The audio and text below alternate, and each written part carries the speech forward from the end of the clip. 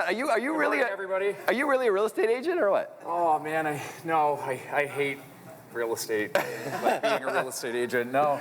Gave So that up. January 1st, 2017. I stopped selling houses, and it was a pretty scary proposition, but it's been very rewarding and been pretty cool. Very cool. Cool journey.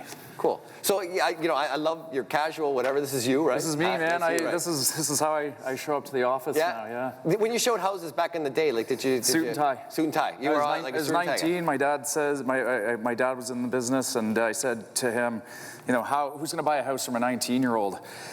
We had these big houses for sale on Mississauga Road. I had to do open houses there every single weekend. And he goes, you got to look the part, and you got to know your stuff. Knowing your stuff is agent open houses, being here today, learning the industry, and then showing up looking credible. Yeah. So you've been 15 years in the business, roughly, right? Yeah, 15 years. Ranked 9th in Royal LePage out of 18,000 agents. That's amazing. Thanks. That's top 10.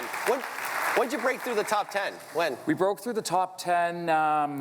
It was about 5. Yeah, it was 6 years ago, and the reason I know this is I spent just under 3 months outside of the country that year, 6 weeks straight in Thailand and Africa.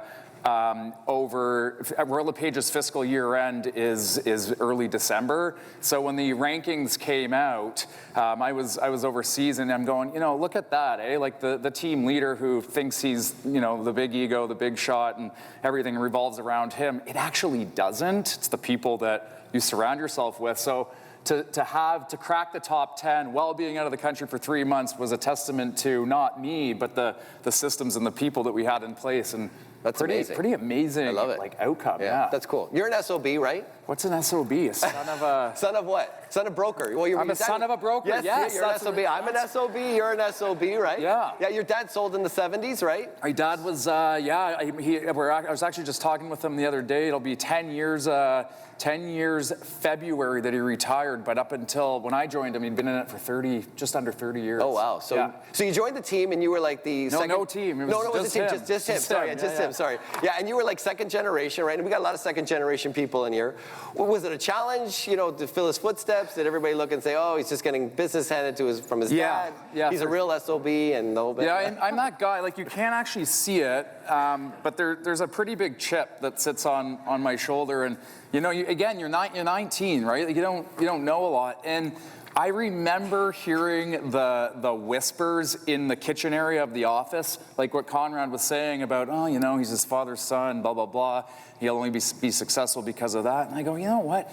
You don't know me. You don't know me. You can argue that it actually is harder. And we won't go there right now, but I'd certainly use that as some motivation. That's awesome. So you're like the unrealtor and the unteam. You hate the word team, right? I can't stand the word team. I hate...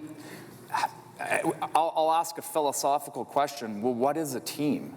Yeah. Because when you go into the real estate world, there are no two groupings of people or team that do it the same. And I think of sports, like you have natural leaders in a locker room, you have a coach, you have a GM, but in the real estate world, and Jim Collins, who wrote Good to Great, an incredible business book, calls it The Genius with 1,000 Helpers. So I'm sitting there and I'm going, well, the genius with 1,000 helpers, according to Jim Collins, all those businesses have gone under. They're no longer. And if you have this leader, the team leader, and you've got all these people supporting this team leader, well, what about the people that, are doing the heavy lifting? Like, shouldn't it be the other way around where, I'm helping to hold them up? And once I kind of gathered that, everything began to change for the better. You have 23 people on your team, right? And you're 3, maybe they're going to be 4 offices, or? Yeah, we're going to open we're in construction mode on our second, and thankfully no construction, just furniture on an Oakville office late in the year, early next year. Where is it? Can you tell us? Lakeshore? You're not Lakeshore, are you? Yeah, I've got two in Lakeshore in South Mississauga. Yeah, of course, yeah. About 8 kilometers apart, high traffic areas, which really is an investment play more so than, just having an office. Nothing I do is single pronged. There's usually 5 or 6 prongs that go into making an investment decision. I love money, not from an obsession of having it, but how it works, how to be creative with it, how to leverage it, how to grow it, especially in a country where what are we at now? Personal tax rates are 50 2%, like it's freaking murder. So let's talk about your team. Team structure. Like, how's it structured? And the other thing I want you to talk about, because you've got some really interesting, real real high-producing agents that you brought over. Okay, and can we talk about that for a second? So this is very fascinating. You brought some really high-powered, very successful in their own right. How did they take to maybe losing their identity? And what was your value proposition to attract these producers? One of the speakers was talking about this earlier. You know, if you have a team, this will resonate. Or if you're thinking of starting a team, be warned. At the core of a team is people, and people are complicated. People are complicated in good ways, and they're complicated in some not so good ways. So you really have to kind of start with yourself, and you have to look at, well, who am I, and what do I want, and where do I want to go? And if you go back to childhood, we were all taught, surround yourself with like-minded people. If you surround yourself with like-minded people, you're hopefully they're good people, and you're gonna just naturally follow in a positive direction. When it came down to who's going to be on this team, they've got to fit the culture.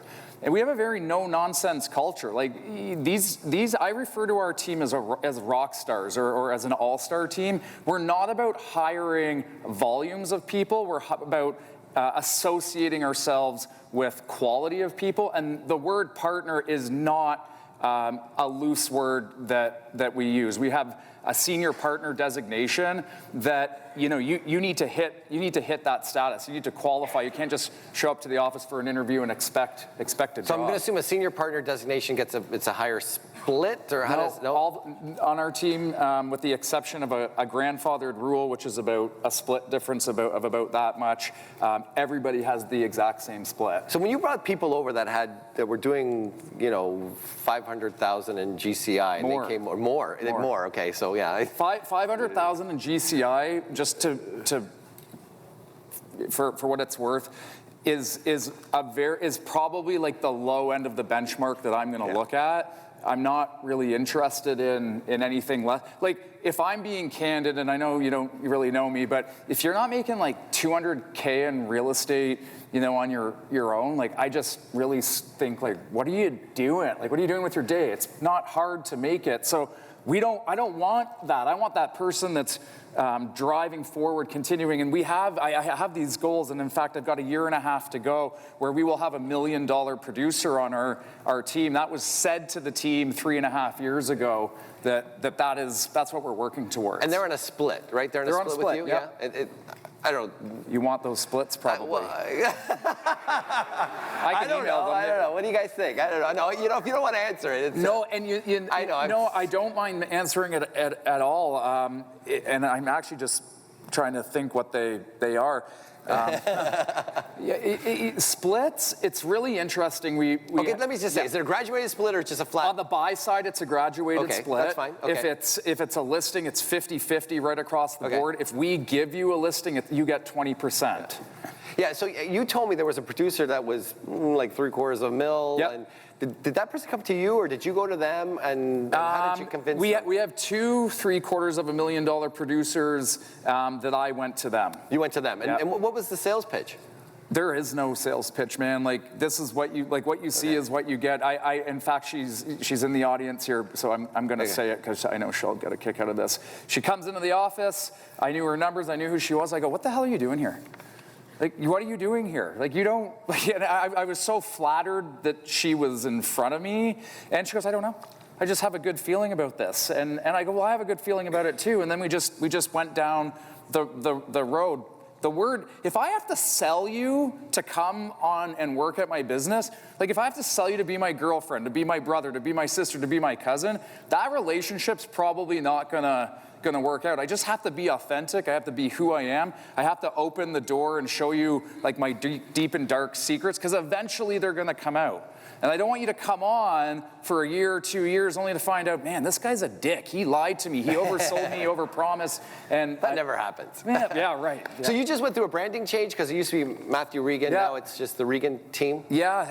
I don't know what happened, but like this young male guy with the big ego, like it kind of fell away one day where I said to myself, I look at it really simply like, if you were investors, if this was the stock market, if you guys represented investors, could I go to you or would you come to me and buy my business from me? So if I was going to sit down and create something in the form of a business, I need to create it in a way that you would want to buy my business. In layman's terms, if you're going to come work on my team, do you want to be known as Matthew Regan or do you want to be known as yourself? There's nothing wrong with working for a brand, so we dropped the Matthew, we kept the Regan, but now it's the Regan team. We've taken my face off of 99.9% of advertising. It's now the salesperson's face because the client doesn't know me. They don't want to do business with me. I don't have the relationship with them. You do. It doesn't seem right to me that I brand your business under my name. Yeah. Well, so the way I met Matt is interesting. Matt has the most phenomenal materials I've ever seen in terms of what you give. How many pieces do you produce a year? And a lot. A lot. Let's just say a lot. But they're very unique, very different. And we were at it was San Diego. Yes. Yeah, San Diego. And I have somebody who lives in Port Credit that actually takes all the mail and gives it to me, right? Because I love it, and then I share it with people in my office. It's such amazing stuff. It's absolutely phenomenal. And the thing is, I remember being like, looking at you or whatever, and saying, wait a minute, he's got his big face. I got giddy that it was you in the room. Like, oh my God.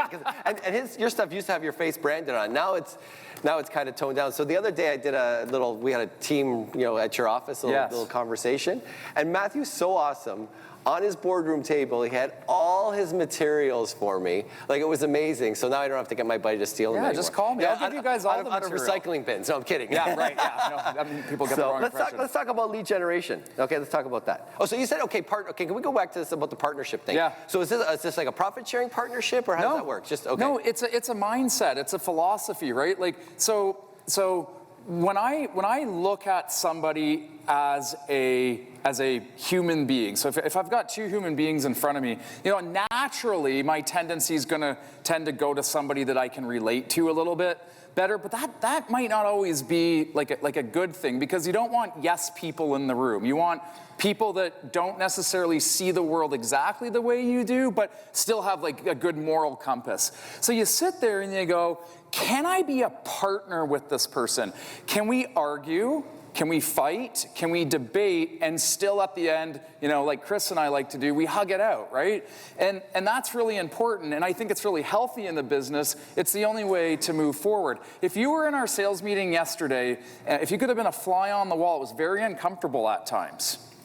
It was very uncomfortable. We're launching a new website, web developers in there, we're going through it. The ideas, the criticism, the critiques that are flying out there, like this is 8 months in the work and you're like, you want to curl up and die.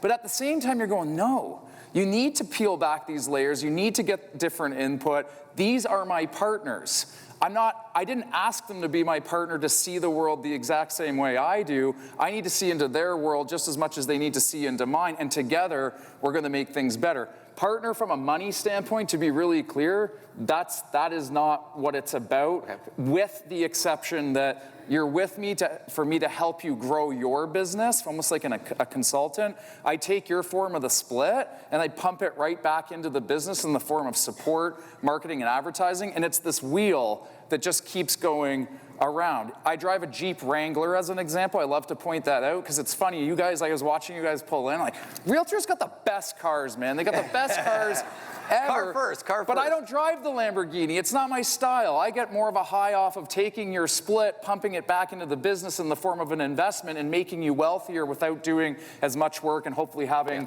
a bit of a family life. So give us some of the non-licensed people and all the roles. The non-licensed? Well, not knowing everybody. Just kind of give me like, you've got a broker of record, We have a broker of record, Rosa, who is here today. Like Rosa, she's like, and she knows, like, I'm not pumping her tires. She knows this. Like, the business doesn't really work without Rosa. And you can sit there as an agent, and you know when it's working well is when the agent has no idea what Rosa does. It's like, what does Rosa even do? And then I sit there and I go, Rosa runs this whole ship. Rosa, like I might come and do the odd oil change if she needs help, but she runs the business. And then we have an office manager. Okay. We took an agent who'd been in the business for 30 years.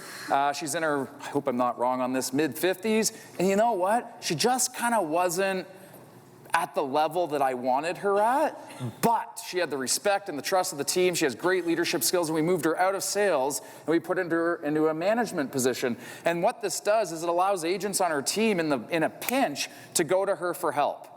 What do I do here? I need this. What about that? And it creates these almost filters where a sales partner can go to Allison, they can go to Rosa, they can come to me if they need it. I was going to say, what do you do then? I don't know. I always get asked, like, what do you do? Do you know, the serious answer to that, and Chris and I, and Drew, you know, it's interesting when you talk to people at the top of their game, there's a lot of common denominators. Getting up early is one. I am the 4 a.m. guy. With the exception of this morning, it was a bit foggy. I was up at 4:30. But it's quiet time, and I call it creative time. I'm that guy that if, on an empty stomach in the morning, a quick cup of coffee, give it 15 minutes, and I'm flying. The ideas come, and I'm an avid reader. So what do? I'm always working on the business. It doesn't stop. So when did you stop actually physically January in the business? 1st, 2017. 17, that was it. That was the day. Yeah. Do you remember that last sale that you did? No. Do you remember? No. I don't remember the last sale. What's been an interesting trend you've seen in 2019? You see, my consumer is different. Like my client in my head is no longer the homeowner, it is the sales partner. Okay, I rely gotcha. on the sales partner to tell me what the consumer wants. So if I can relate it back and keep this under the team concept, Yeah, okay. I had somebody just the other day, like,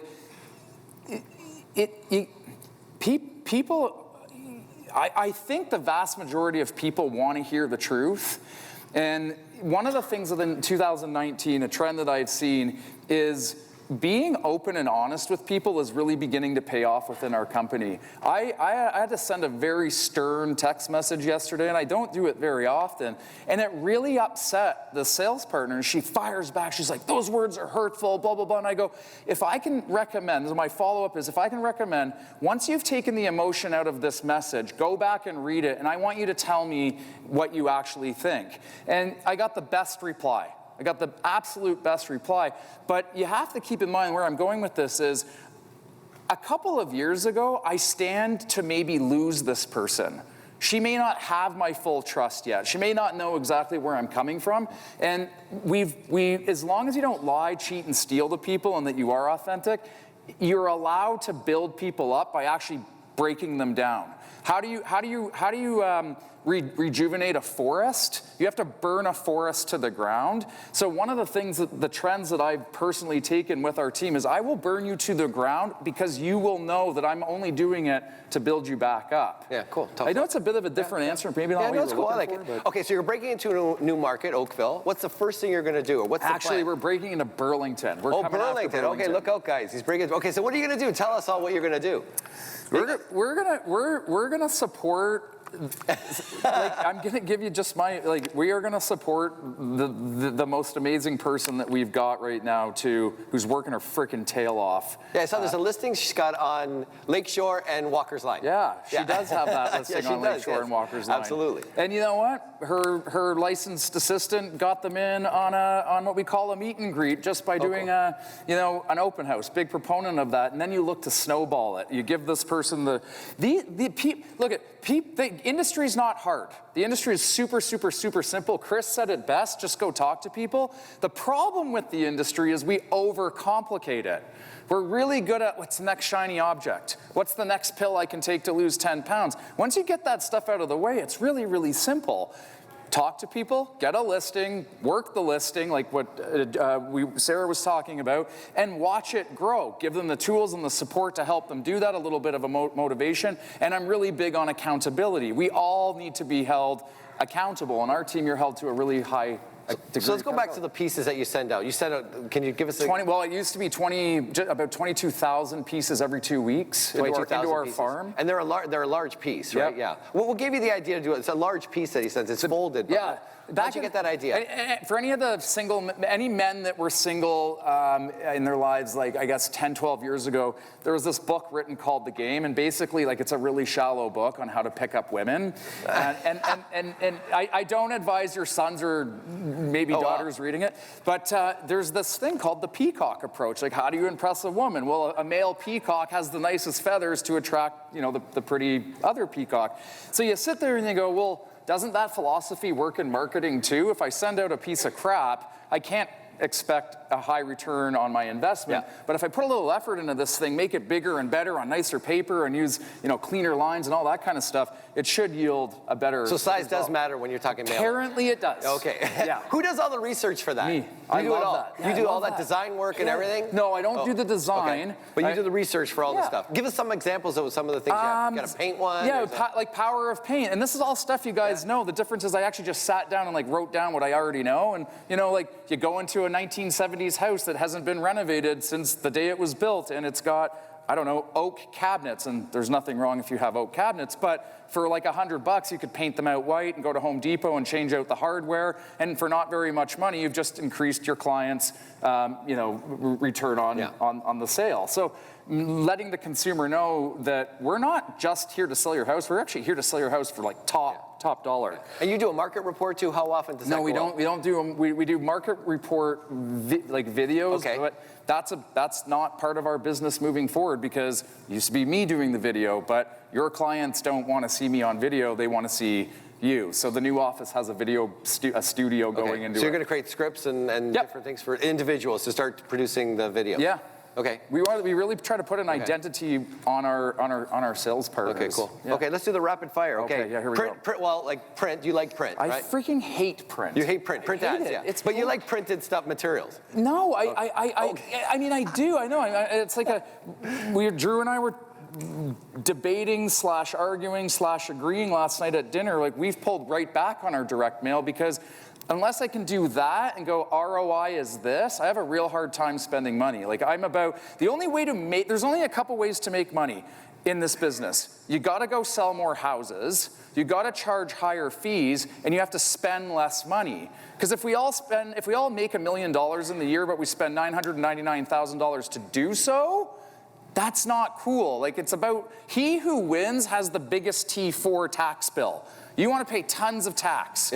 That's how you measure the success of a business. Yeah, true. Yeah, unless you do a sub-brokerage and incorporate. That's a whole other game. Yeah. So just listed, just sold? Nope, don't like it. Nope. Open houses? Yeah, huge. Okay, closing gifts. Do you do anything in closing? What do you do? We do, Royal LePage has an affiliate with Tiffany. Oh, yeah. So we do some of that. And the reason we do client gifts is because I remember past clients saying, we're not using you again. You didn't give us a gift when we sold with you last time. I'm going, this is about a gift? Like, man, I must have really done a poor job. So what do you spend? What do we spend?